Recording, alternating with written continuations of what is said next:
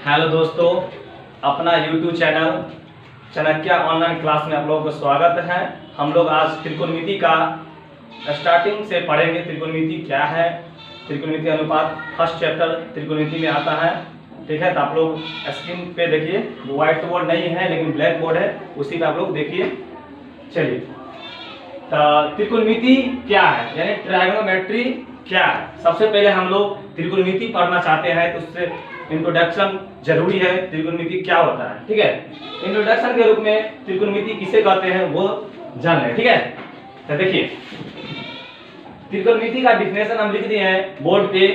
त्रिकोणमिति का मतलब यह होता है, त्रिकोणमिति का मतलब यह होता है कि इसमें तीन कोणों के माप के बारे में अध्ययन करते हैं। त्रिकोणमिति में बारे हम लोग मेन रूप से तीन कोण के बारे में अध्ययन करते हैं। त्रिकोणमिति मान लो कि एक समकोण त्रिभुज है, ठीक है। ये एक समकोण त्रिभुज है, इसमें तीन कोण है, 1 2 3। ये तीन कोण के बारे में हम लोग अध्ययन जब करते हैं, इसी को त्रिकोणमिति करते हैं। जैसे मान लो इसको ए मान लो कोण, इसको बी मान लो, इसको सी मान लो। ये कोण 1 है, 2 है, 3 है। ये मेन रूप से समकोण त्रिभुज है। ये कौन सा त्रिभुज है? समकोण त्रिभुज है। जो बचपन में हम लोग पढ़े थे कि जो एलरेशन हो, या अभी क्लास 10th में पढ़ना समकोण त्रिभुज का डेफिनेशन होता है, वैसा त्रिभुज जिसमें दो न्यून कोण हो तथा एक समकोण हो, उसे क्या बोलते हैं? समकोण त्रिभुज। तो देखिए आप लोग, इसमें ये समकोण त्रिभुज है, समकोण त्रिभुज है। इसमें वो ये एक 90 डिग्री का है। ये क्या है? एक 90 डिग्री का। इसका त्रिकोणमिति का डिफिनेशन होता है कि त्रिकोणमिति का मतलब यह होता है कि इसमें तीन कोणों के माप के बारे में अध्ययन करते हैं, उसे त्रिकोणमिति कहा जाता है। त्रिकोणमिति में त्रिकोणमिति अनुपात 6 होता है। त्रिकोणमिति में त्रिकोणमिति अनुपात कितने होते हैं? 6। जैसे में एक है sin theta, cos theta, tan theta, cosec theta, sec theta, cot theta, ठीक है। तो अब हम लोग इसके आगे क्या होता है, इसमें मेन रूप से इस त्रिकोणमिति अनुपात में हम लोग समकोण त्रिभुज के बारे में अध्ययन करते हैं। फर्स्ट चैप्टर में हम लोग समकोण त्रिभुज के बारे में अध्ययन करते हैं पाइथागोरस प्रमेय से। जैसे कि कर्ण स्क्वायर बराबर क्या होता है? लंब स्क्वायर प्लस आधार स्क्वायर, ठीक है। तो आप लोग अपना नोट कीजिए, ठीक है, आप लोग अपना नोट कीजिए। चलो देखो, तो हम लोग समकोण त्रिभुज के बारे में आप जानेंगे, ठीक है, कि समकोण त्रिभुज किसे कहते हैं। तो समकोण त्रिभुज का डिफिनेशन वो बताए थे पहले कि वैसा त्रिभुज जिसमें दो कोण, वैसा त्रिभुज जिसमें दो कोण न्यून कोण, वैसा त्रिभुज जिसमें दो कोण, वैसा त्रिभुज जिसमें दो कोण, यहाँ पे छूट गया वो देखो, वैसा त्रिभुज जिसमें दो कोण, ठीक है, वैसा त्रिभुज जिसमें दो कोण न्यून कोण हो तथा एक कोण समकोण हो, उसे समकोण त्रिभुज कहा जाता है। देखिए, समकोण का मतलब होता है कि 90 डिग्री। समकोण का मतलब क्या होता है? 90 डिग्री। समकोण का मतलब होता है कि एक कोण 90 डिग्री का हो, ठीक है, और दो कोण वो 90 से छोटा हो। न्यून कोण का मतलब होता है कि न्यून कोण का मतलब होता है कि 90 से छोटा। दो कोण न्यून कोण होगा, ठीक है, यानी 90 से वो छोटा होगा, एक कोण समकोण होगा, उसे बोलते हैं समकोण त्रिभुज। आप लोगों से एक ऑब्जेक्टिव पूछा जाता है, बिहार बोर्ड में पूछता है ये वाला, समकोण त्रिभुज में समकोण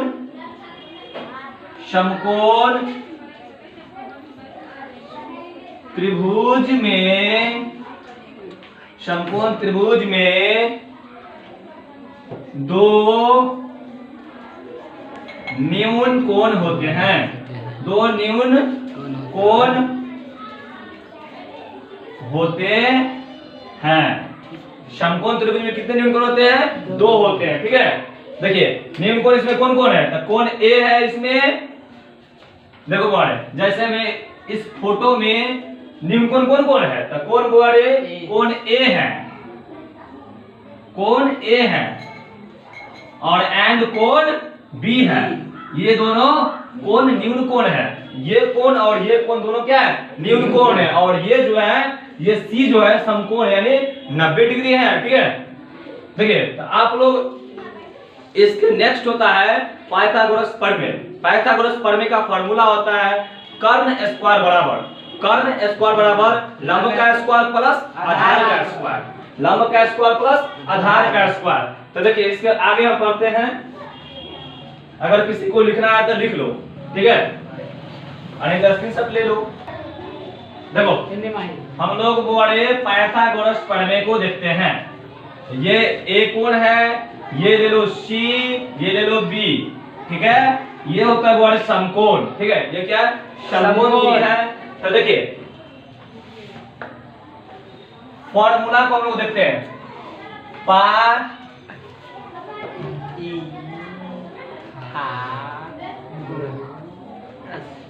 पाइथागोरस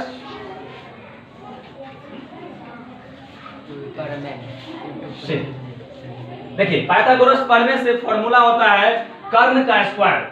ये हमारे कर्ण पहले हम समझ लेते हैं, कर्ण कोण है, लंब कोण है और आधार कोण है, ठीक है। अभी नॉर्मली रूप से हम लोग समझते हैं, कोण के आधार पर भी हम लोग समझेंगे कि कर्ण कोण होता है, लंब कोण होता है और आधार कोण होता है। लेकिन सिंपल से हम समझते हैं, अभी जनरल में समझते हैं कि फॉर्मूला के रूप में कर्ण कोण है। तो कर्ण वाले दो भुजाओं का योग होता है, वो कर्ण होता है, ठीक है। यानी लंब और आधार को जब जोड़ देते हैं तो वो कर्ण के बराबर होता है। तो ये सबसे बड़ी भुजा है कर्ण, सबसे बड़ी भुजा क्या होता है, कर्ण। और जो लंबवत होता है, जो लंबवत होता है वो होता है लंब, ठीक है। जैसे कि मान लीजिए आपके सामने जो दीवार खड़ा है वो क्या है, एक लंब है, ये लंब हो गया। और जो सोया हुआ है, ये जो सोया हुआ वो क्या है, आधार है। देखिए तो सबसे पहले हम लोग ये प्रूफ करने से पहले हम लोग जान लेते हैं कि कर्ण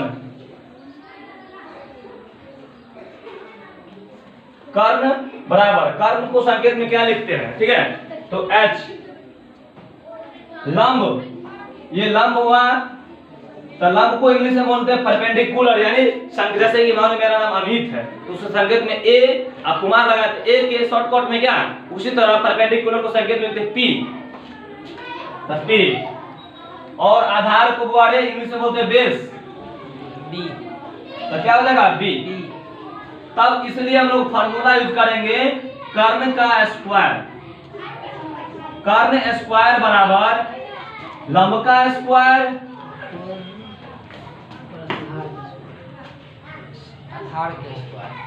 प्लस आधार के स्क्वायर, ठीक है। देखिए ये फार्मूला एक हो गया। अब हम लोग को पता ये भी है कि सर जी स्क्वायर हटाएंगे तो रूट चढ़ेगा, पता है ना तुम लोग बड़े बुआ कि स्क्वायर जब हटता है तो इधर रूट चढ़ जाता है, ठीक है, ये आपको पता है।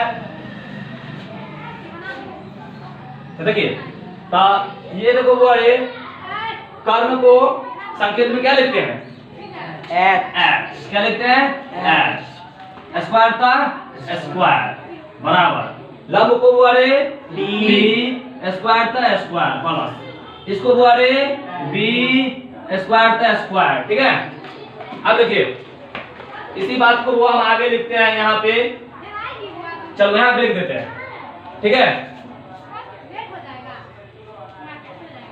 यहाँ पे लिखते हैं। तो देखो स्क्वायर हटाएंगे वो अरे तो रूट क्या होगा, चढ़ेगा। यहाँ पे देखो स्क्वायर है, स्क्वायर हटाएंगे तो रूट क्या होगा, चढ़ जाएगा। तो एच बराबर क्या होगा, देखो P square plus B square, लेकिन यहाँ क्या चलेगा, रूट चढ़ जाएगा। तो ये फार्मूला आप लोगों का कर्ण का फार्मूला हो गया, ठीक है। तो ये फर्स्ट फार्मूला प्रूफ हुआ, ठीक है।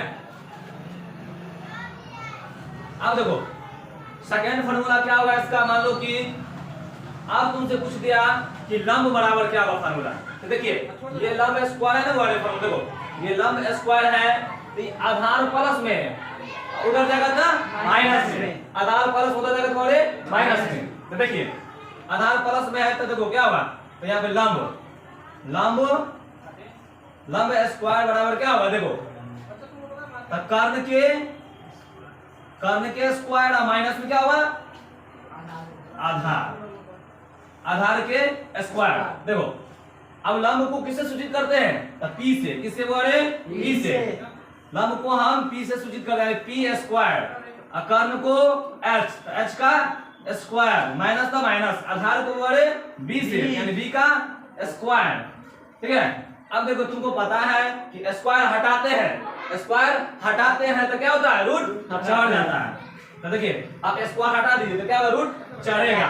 तो रूट दे दीजिए, ठीक है, दे दीजिए। अब क्या है, एच के स्क्वायर माइनस का माइनस आधार के स्क्वायर।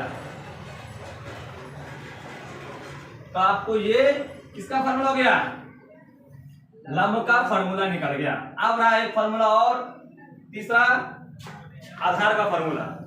देखिए इसको मिटा लेते हैं।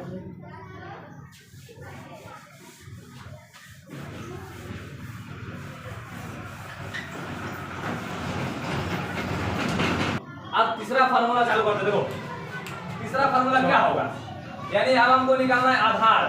तो आधार के स्क्वायर बराबर बड़का में से माइनस छोटका होता है, यानी कर्ण के स्क्वायर माइनस लंब के स्क्वायर माइनस लंब के स्क्वायर। अब देखिए आधार को बोले हम बी से सूचित करते हैं, तब बी का स्क्वायर, कर्ण को h से, कर्ण को h से, माइनस का माइनस, इसको p से। अब पता है कि स्क्वायर हटेगा रूट